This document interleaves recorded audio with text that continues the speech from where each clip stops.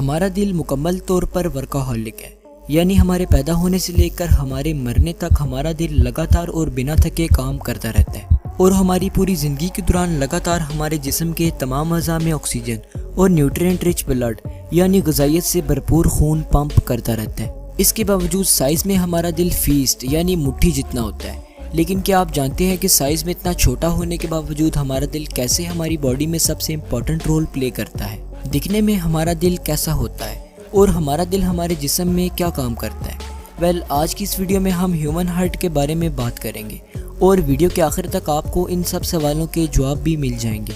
तो चलिए शुरू करते हैं। ये है हमारा दिल जो हमारे फेफड़ों के दरमियान मौजूद होता है और बाएं फेफड़े की जानिब थोड़ा सा झुका होता है। हमारा दिल एक डबल परत वाली झिल्ली में बंद होता है जिसे पेरिकार्डियम कहा जाता है, जो हमारे दिल की हिफाजत भी करती है। अब जान लेते हैं कि आखिर हमारे दिल के अंदर ऐसा क्या है कि ये हर वक्त धड़कता ही रहता है, कभी रुकता ही नहीं है। तो चलिए अब हमारे दिल को अंदर से देख लेते हैं। हमारा दिल एक वाल के ज़रिए से दो हिस्सों में लेफ़्ट साइड और राइट साइड में तकसीम हो जाता है, जिसे हम कार्डियक सेप्टम भी कहते हैं।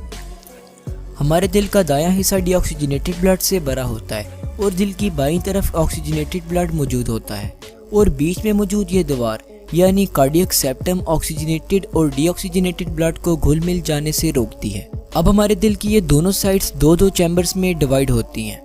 अपर चैम्बर्स यानी ऊपर मौजूद चैम्बर्स को एट्रियम कहा जाता है, जबकि लोअर चैम्बर्स यानी नीचे मौजूद चैम्बर्स को वेंट्रिकल्स कहते हैं। तो टोटल कुल मिला के हमारे दिल के 4 चैम्बर्स होते हैं और यही 4 चैम्बर्स हमारे दिल के मेन पार्ट्स होते हैं। अब हमारे दिल से खून को हमारे जिस्म के बाकी हिस्सों तक लेकर जाने और लेकर आने के लिए हमारे जिस्म में नैरो ट्यूब्स फैली होती हैं, जिन्हें हम ब्लड वेसल्स कहते हैं। ये तो हम जानते ही हैं कि दिल की तरफ खून को लेकर आने वाली नसों को वेन्स कहते हैं और दिल से खून को हमारे जिस्म के बाकी हिस्सों तक लेकर जाने वाली नसों को आर्टरीज कहते हैं।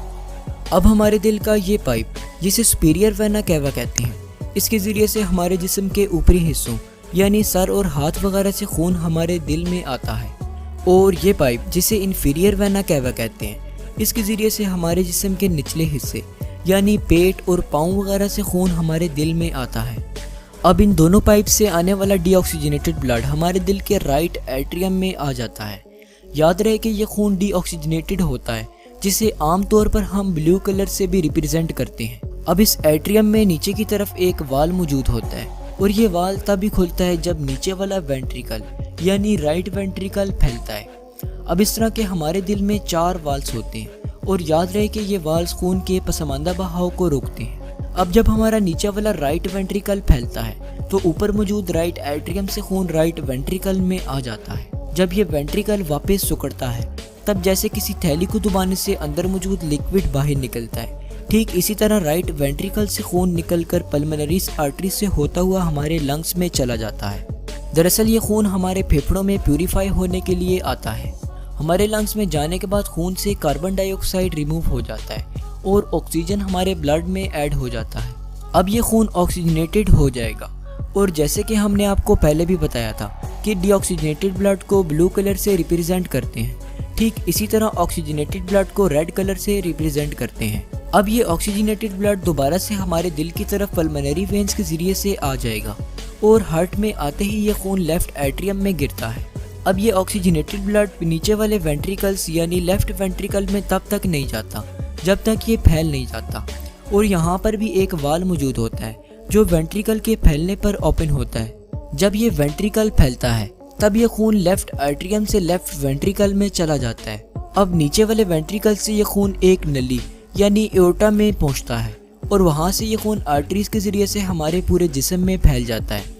एओर्टा हमारे जिस्म की सबसे बड़ी आर्टरी होती है जो हमारे दिल से हमारे जिस्म के बाकी हिस्सों तक खून को पहुंचाती है।